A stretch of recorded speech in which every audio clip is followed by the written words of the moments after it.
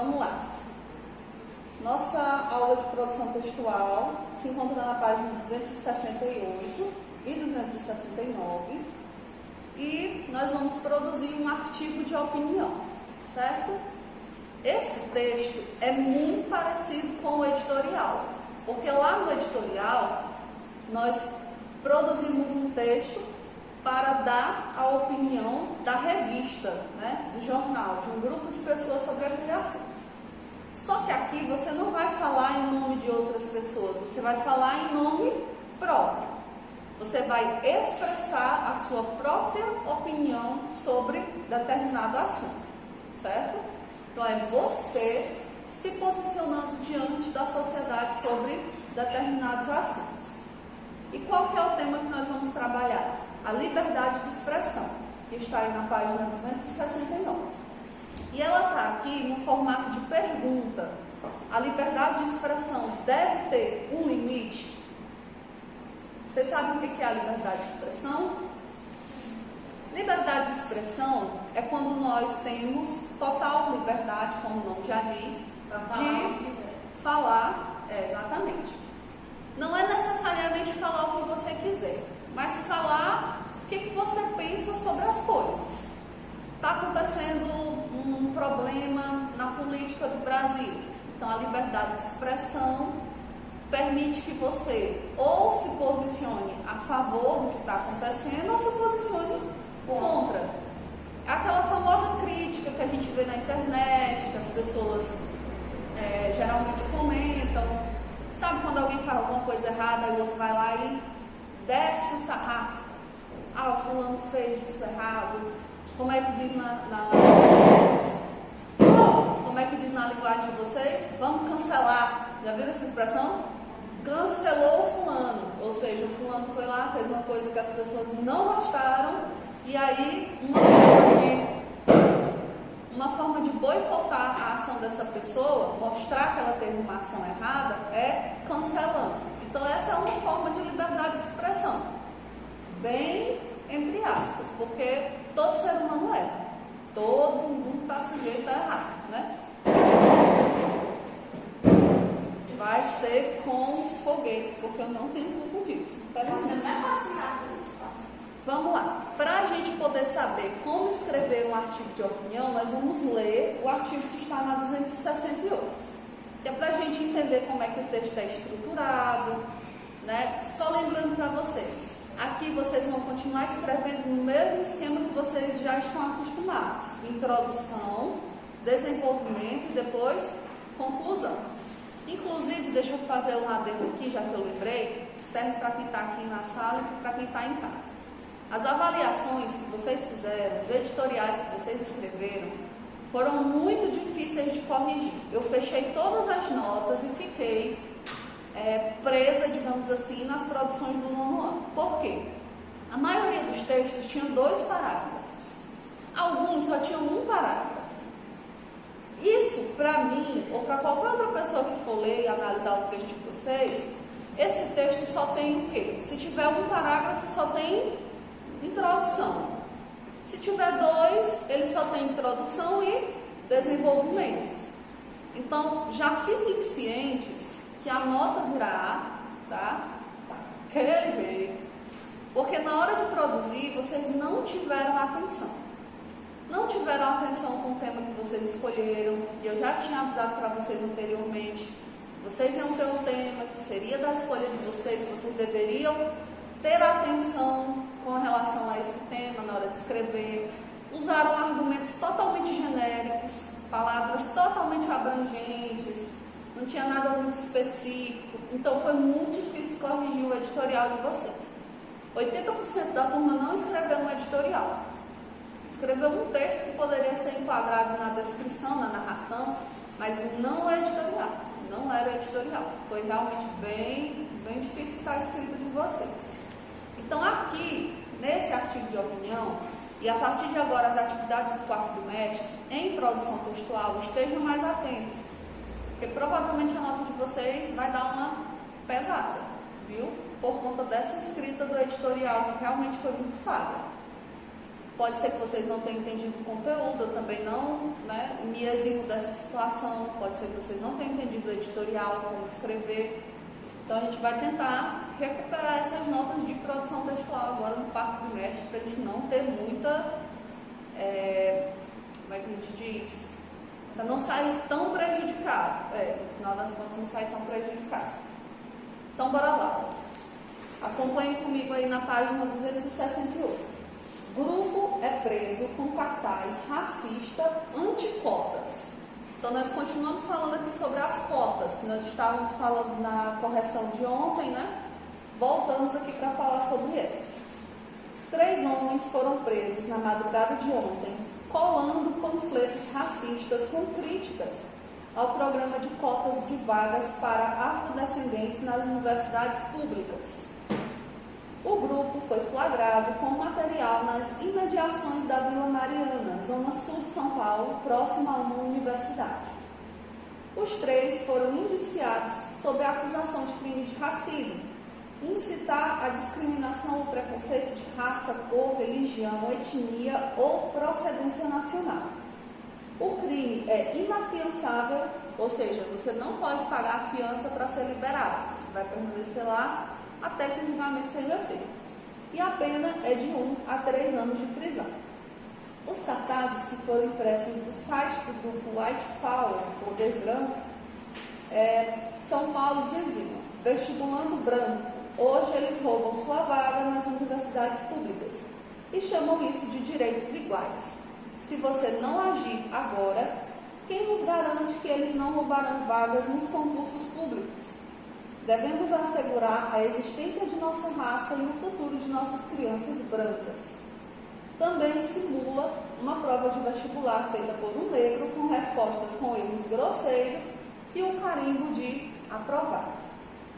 O White Power de São Paulo, que é investigado pelo Ministério Público desde 2004, se diz nacional socialista, prega a valorização da raça branca, a intolerância contra negros, judeus, nordestinos, imigrantes ilegais e homossexuais.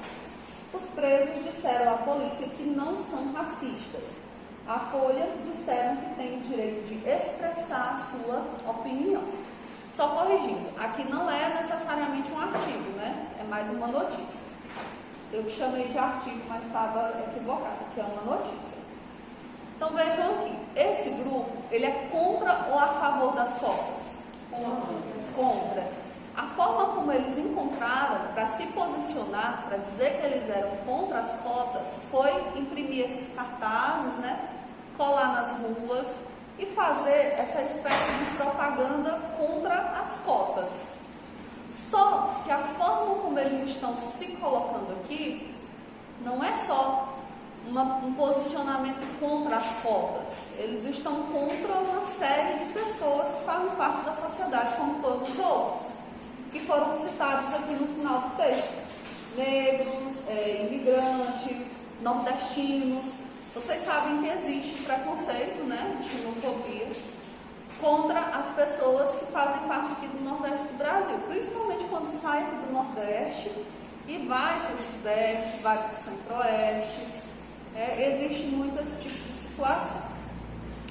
Você pode ser a favor ou contra qualquer situação?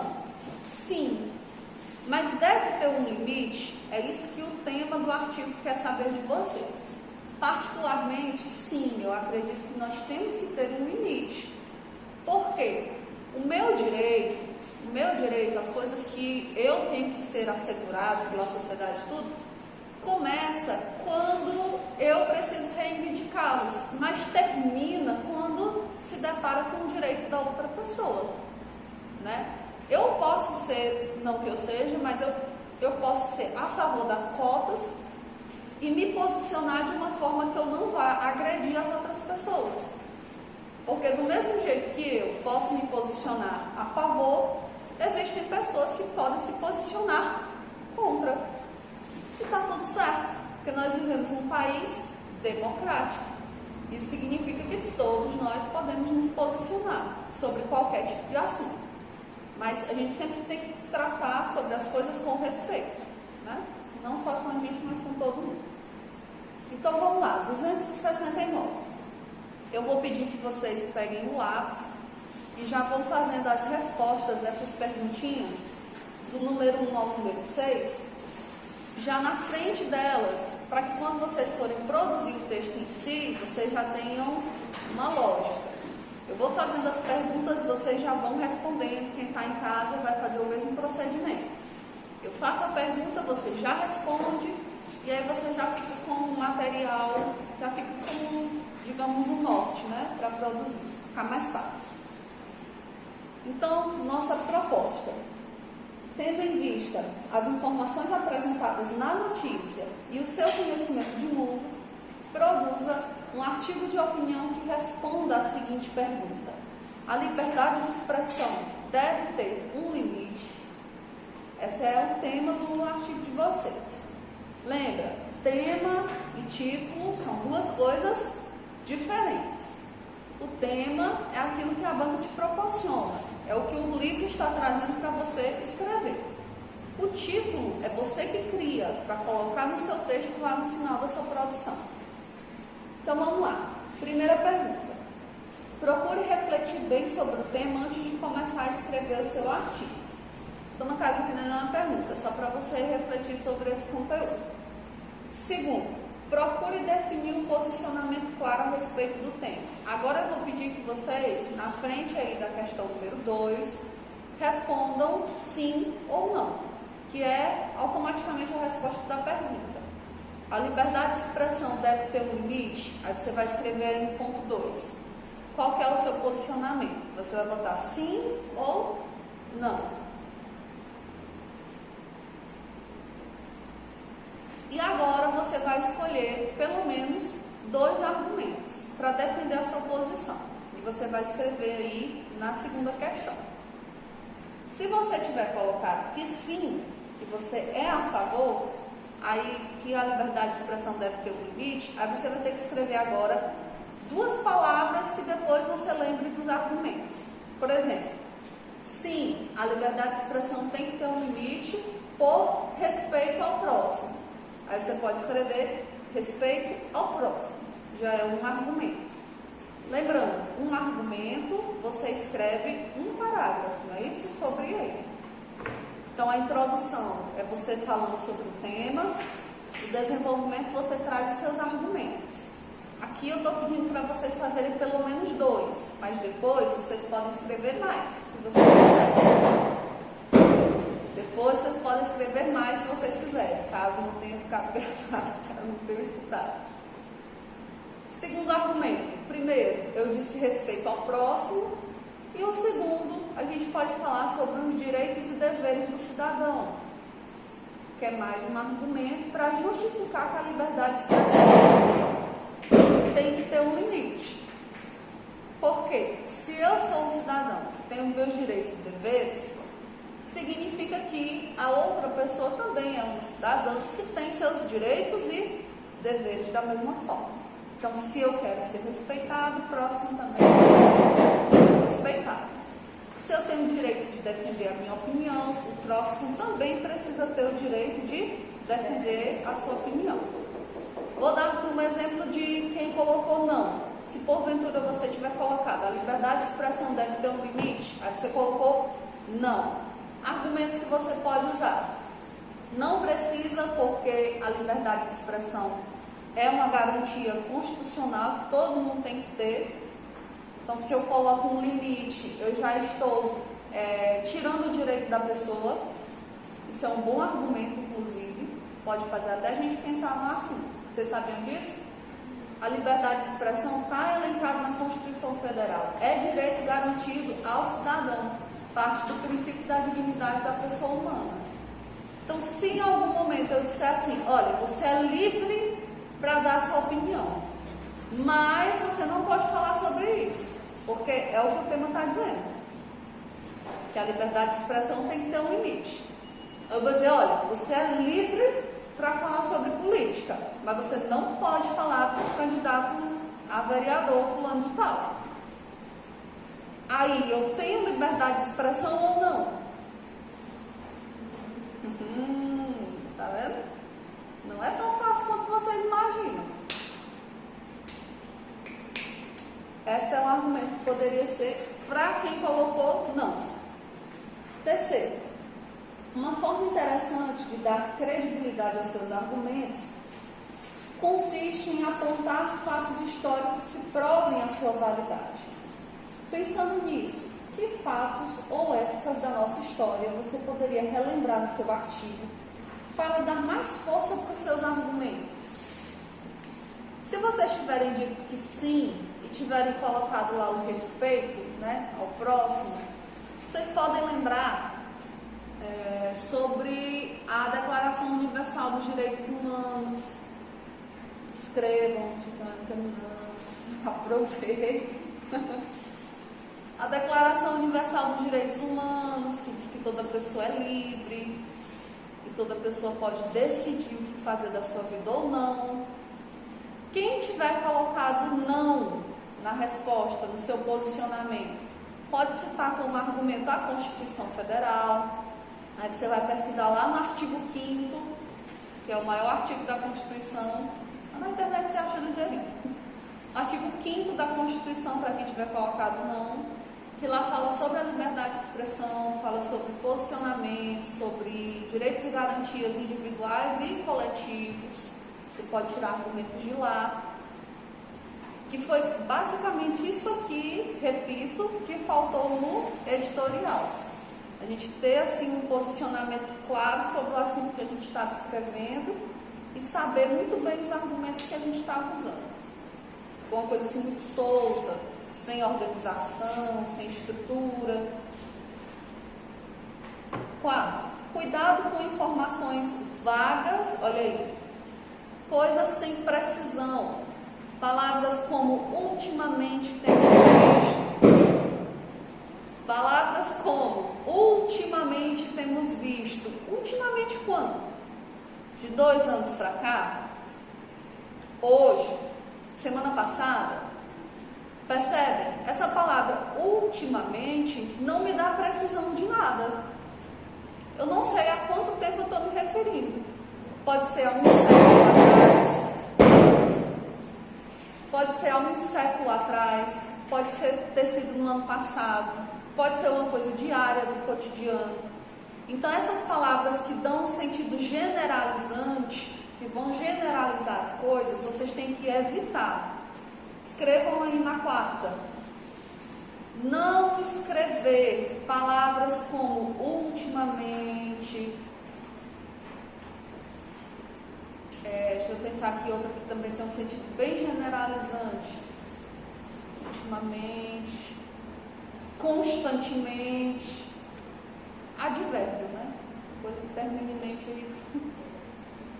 Mas essas palavras que dão ideia de que é tudo muito generalizado, que é tudo um conceito muito vago, palavras vagas, a gente não deve usar. No artigo de opinião, você tem que se posicionar. Então, ou você é a favor ou você é contra. Então, se você é a favor, você começa na introdução dizendo que é a favor, traz argumentos que falam sobre ser a favor daquele assunto no desenvolvimento, termina na conclusão mostrando por que você é a favor. Tenha muito cuidado com isso. A gente não pode começar o texto dizendo assim: todo mundo tem que ter liberdade de expressão. Aí chega lá no desenvolvimento. Mas tem alguns casos que a gente não pode ter liberdade de expressão. E aí? A gente tem liberdade de expressão ou não? Na introdução você diz que tem. No desenvolvimento você diz que não tem. O que foi que aconteceu? Você caiu em contradição. Certo? Isso vale para artigo, isso vale para redação, isso vale para qualquer texto argumentativo. Você não pode começar com uma posição e terminar com outra. Certo? Quinto ponto. Estruture o seu texto em parágrafos, divididos em introdução, desenvolvimento e conclusão. Lembrando, você só precisa de um parágrafo para a introdução e um parágrafo para a conclusão. O que vai determinar o tamanho do seu texto é o desenvolvimento. Se você tiver 2 argumentos, quantos parágrafos você vai ter de desenvolvimento? 2. Um argumento para cada parágrafo. Então, se eu colocasse que eu não vou colocar uma quantidade X de linhas, você tinha que medir essa quantidade de linhas lá no seu desenvolvimento, tá bom? Qual é o tamanho ideal de um texto argumentativo? 1 parágrafo para a introdução, 3 para o desenvolvimento e 1 para a conclusão. Um texto com 5 parágrafos, certo? Esse texto de 5 parágrafos vai dar basicamente as 20 e 25 linhas que geralmente os textos precisam ter. Dica para a vida, não é para esse aqui não, para a vida, tá bom? Os próximos anos aí de vocês. E o último ponto, produza um título. Esse título tem que ser adequado para o tema que você vai defender. Outra dica, a gente não produz título no começo da escrita. A gente escreve todo o texto, estrutura ele, terminou, leu o seu texto e aí no final é que você coloca o título, certo? Qual que é o prazo de entrega? Eu vou entregar, no caso eu vou receber esses textos presencialmente. Porque nós estamos vindo para a escola, então não tem mais necessidade de fazer a correção pelas fotos. Até porque não tem como eu corrigir os erros ortográficos e tudo mais, certo? Então vocês vão ganhar aí, no caso, umas 2 semanas para produzir. É isso? Que a próxima semana é a semana de aulas virtuais e eu só vou receber na outra semana, certo? Tranquilo? Texto produzido no caderno de produção textual, tá bom?